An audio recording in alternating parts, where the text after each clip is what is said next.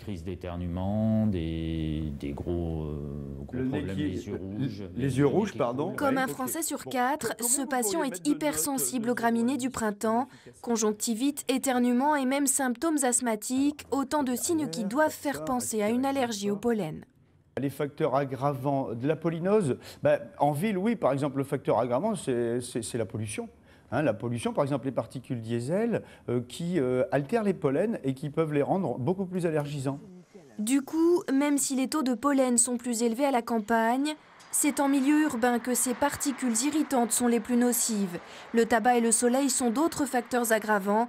Depuis quelques années, le nombre d'allergiques est en constante augmentation. J'ai mon fils qui est allergique, ouais. Moi, j'ai mes 2 nièces de 3 ans et de 4 ans. Je connais 2 amis qui sont allergiques au pollen. Très concentrées dans le Nord-Pas-de-Calais, les essences de bouleau, de platane et de cyprès sont les plus allergisantes. La semaine prochaine, avec le beau temps, la région devrait donc être la plus touchée de France par ces phénomènes très handicapants.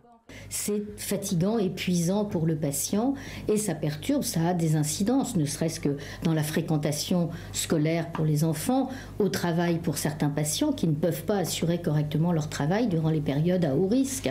Une seule solution, la désensibilisation, un traitement qui s'étale sur plusieurs années. Elle se fait chez l'allergologue. En ce moment, comptez 5 mois avant d'obtenir un rendez-vous.